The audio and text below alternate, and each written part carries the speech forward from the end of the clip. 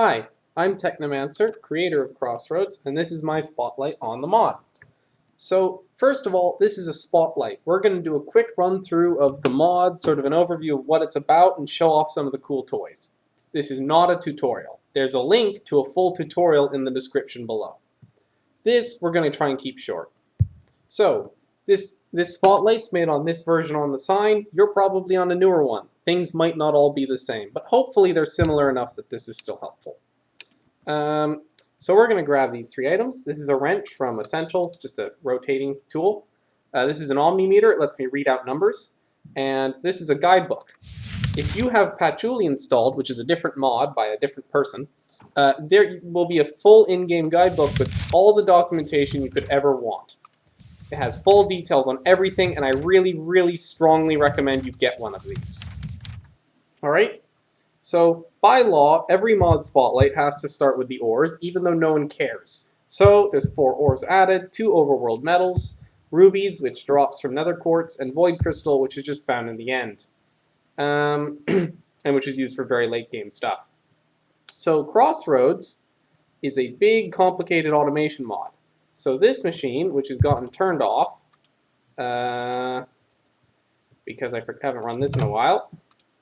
Oh gosh, I left this on too long. I had this thing turned off because it was just loud and in the background. So let me just turn it back on. There we go, and it's spinning up again. So this machine is, for example, a good way to show off just how convoluted Crossroads is. Crossroads is about really complicated, complex early game automation, mid-game automation, and late-game automation. So automation, automation, automation. Everything in the mod can be automated, and it adds a lot of simple machines that work together to make complex contraptions, like this one. So this is an ore tripling machine. It triples ores. So if I put in some iron into here, it's going to get tripled by a long, convoluted process. And this setup is both very inefficient on purpose, so you can design your own better one that also looks much nicer, but is also has a lot of optional processing steps. Like, this machine is grinding up ores into dust, then it's washing the dust, then it's reprocessing the dirty water waste product. Over here, if I turn this part back on, which is the noisy part, it's melting down the dust, it's producing slag, it's cooling the molten metal into ingots.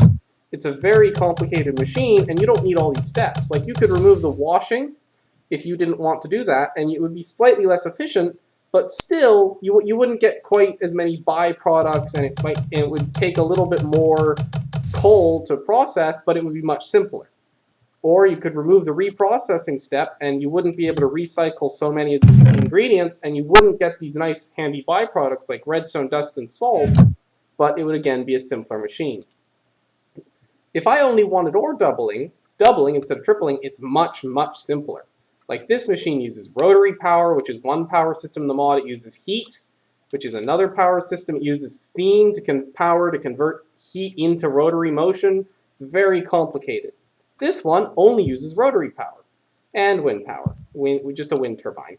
So, and what does it do? It grinds up ores, and it doubles them. Not triples, just doubles. And this is a smelter. It's basically a furnace that runs on heat. I could have just used a coal power furnace here. So what's this do? It just doubles my iron. Here's a version that uses heat and not rotary. So that one was heat and rotary for tripling. This is just rotary for doubling, and here's just heat for doubling. Again, you put ore in. We use quite a lot of heat. I've got this one running nice and hot. It's 1,000 degrees C. It melts down the metals. It cools it down, the molten metal into ingots. Again, much simpler, but it's not as good as tripling. Over here, we start getting more advanced. All this stuff is considered early game Crossroads. There's tons and tons of convoluted machines you can make with just early game Crossroads. Now we're starting to get into the mid game. So some of the toys we're going to show off here are beams. I had all these chests prepped full of items, and then I use them up. So for example, Beams are these sort of magical laser things that happen mid-game that do various different useful effects. So here I'm using redstone dust to make this yellowy-green beam, which is producing rotary power here. And what am I using this power for? This big complicated circuit, which does what? This is a winding setup. So here's, for example, an item that uses that needs to be wound up to do anything. This is the whirligig. It does cool stuff, but it needs to be wound up first in this machine. And we want to wind it up as fast as possible, but if we wind it up too fast, it'll break the item. So we've got this whole circuitry set up to try and automate the process of winding it safely. So let's put it in. You'll see it's charging up. This progress bar is going up. The spring speed's going up. And goes in the hopper. And what does this thing do? Well, it's early game flight. Not very good flight. It only goes straight up. It's very hard to go sideways, and you will kill yourself if you're not careful. But it's a great way to save yourself early game from fall damage, and it can be really good for getting to the tops of buildings and so on. So I really like the whirligig. Over here, we've got some more advanced beam stuff, because everything in the mod can be automated, so that must mean there's a way to make redstone dust if we're using it for beams. Well, there is. Here's a machine that uses beams to make more redstone dust. So this is a redstone dust machine. We're using a cobble gen to make cobble. We're using these beams to turn that cobblestone into redstone dust. We're breaking it with a drill, which is rotary power. This is a hamster wheel, sort of a cheaty endgame creative mode-ish item that just gives us free rotary power because I wanted to set this up as quickly as possible. And we're making redstone dust. So you can automate tons of stuff in the mod. And once again, I forgot to move this over here. This is a color chart. So beams, which do all sorts of useful effects, come in more colors than just greenish yellow. In fact, every color does something. So for example, that greenish yellow color is called charge. And charge makes redstone dust and lightning. But there's other colors, like light, which makes glowstone dust and summons light sources, or potential, which can grow plants, right? So if there's tons and tons of colors, let's see some of them. So this is a cheaty, and this is not cheat. This is a sort of endgame item I'm using to show off a mid-game feature. Don't worry about that. So for example, I can just shoot a beam of any color I like out of this stick. So here's me making some redstone with it. And here's me making some glowstone.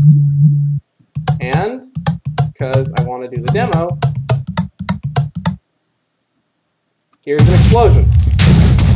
And we could do bigger explosions. That's a blue-black, makes explosions, right? So there's tons and tons of different colors, and different colors do different things. And so for example, if I want a really strong charge beam, that's the yellow beam, it'll actually summon lightning. So there's tons of effects. There's beams that spawn mobs, there's beams that stop mobs from spawning, there's beams that make explosions, there's beams that grow plants, there's beams that heal things or hurt things, or let you craft various items.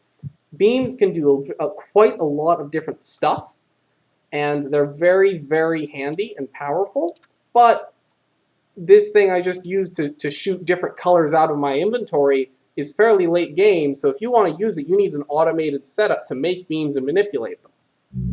So this is a useless machine, which does nothing but shows off how you manipulate beams, which is, if I make a white beam here with glowstone, it gets split in this prism into red, green, and blue, because those are the three primary colors, which we're then mixing up together in this useless contraption just to show off how beams work, right? So you manipulate it sort of like you would light, you can split it into colors, you can recombine it, and pretty much every color does something useful. So beams are a very powerful sort of mid-game tool that can do a whole lot of stuff.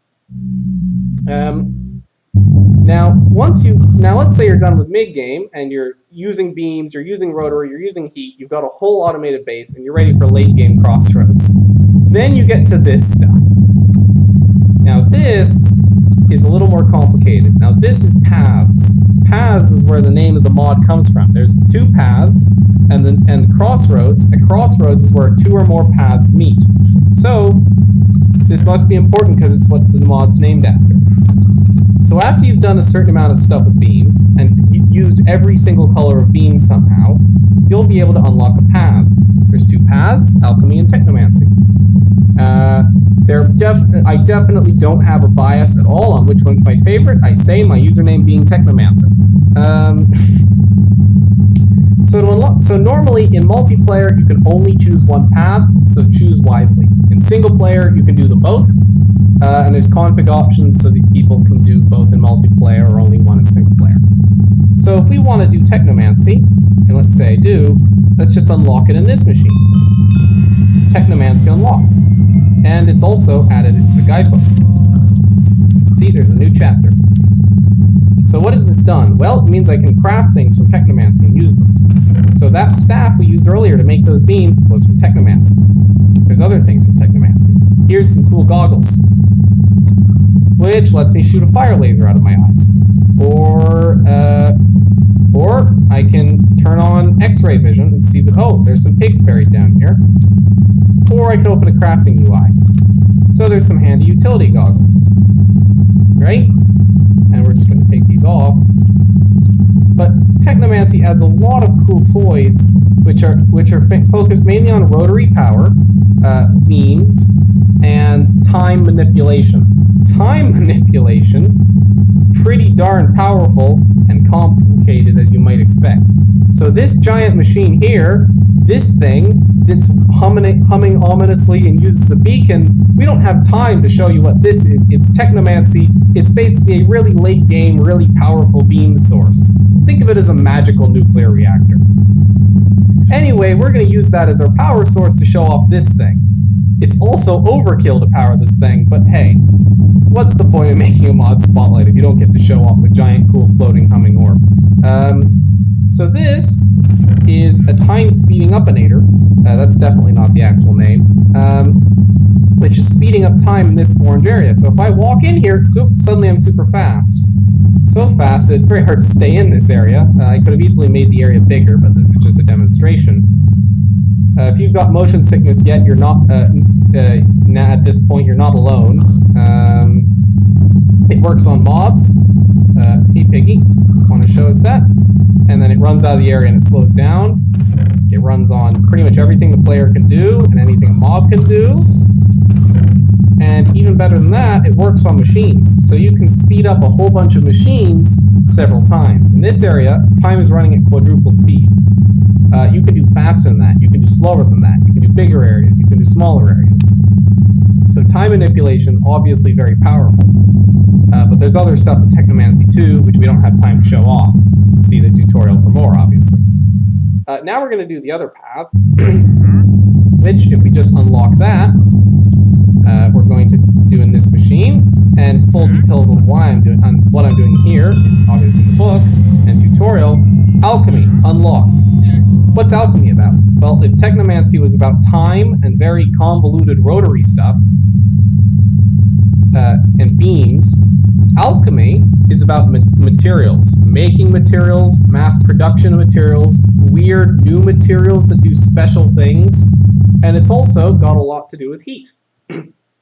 So here is my little alchemy lab I'll be using to show off how I make a material. So let's do this. So what's in here? So we've got lots of little glassware and bottles. We've got a little alchemy lab. We'll show what we got. So we've got here's a bottle of water, which I've got heated up and boiling. See, temperature's above 100, so it's boiling. And we're going to flick this lever on. And now we're going to electrocute this water. And you should see, if you look through the window there, there's green bubbles. That means it's worked. So now we've turned our water into azotic acid. So what are we going to do with the azotic acid? Well, I promise you there's a method to my madness. We're going to add a pinch of azotic acid. We're going to add a catalyst to this bottle. And we're going to take some of this stuff, which is some quicksilver, that I've just got a tank of here, and I'm going to add it to this bottle. And now there's some tin in there. See, I read it out and it said tin. So I can actually pull that tin out. So I've just made, just like that, I've made 40 tin nuggets. And what I'm getting at here is that with alchemy, you can make pretty much any metal or gem. You can make tin, you can make gold, you can make iron. If you want, you can make diamonds, though diamonds are much harder and kind of expensive. And you can fully automate this process. So you could have a factory that churns out 100 diamonds an hour, if you want, with a big, complicated glassware setup with tubes going everywhere, electrical arcs sparking, things being very carefully temperature controlled and boiled and so on, and mass-produced diamonds or whatever else you want. But let me just say this, diamonds are not the most interesting material you can get with alchemy.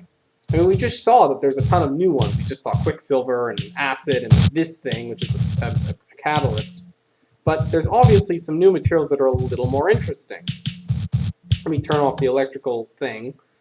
So like this over here, these orange and blue panels might look like something out of Portal, but are actually gravity plates.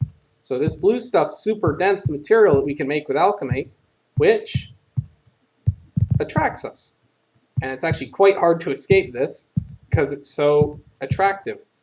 And these orange ones have anti-gravity plates. And you see I've set some up in the floor here, so I think you can guess what's going to happen is it's going to launch me. Now I have to fly all the way back. So you can make gravity plates that do gravity manipulation stuff. Or you can make better heat cables that have no heat loss because you can create a special new insulator. Or all sorts of other stuff with crazy new materials. And just to show off a few of those new materials, this is chlorine gas in a bottle.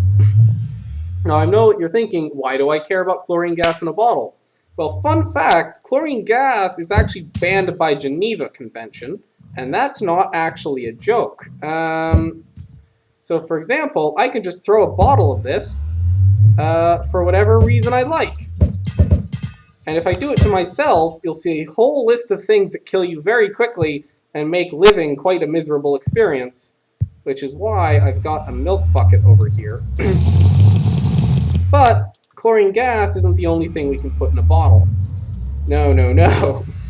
No, we've got more interesting things. Like this is a mixture of things. So we can mix several things in a bottle to mix their effects when we throw it out into the world at something. So here we've mixed 3 different chemicals and done that. A giant expanding cloud of flame that electrocutes anything it comes near.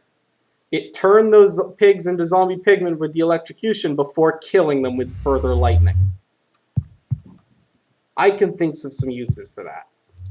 Hey, maybe you don't want to kill things with your bottles of chemicals. Maybe you've got a different purpose in mind. So here, 3 different chemicals mixed together, and let's just go through to the nether. The thing about hell is it's always a bit too hot. Let's cool it down.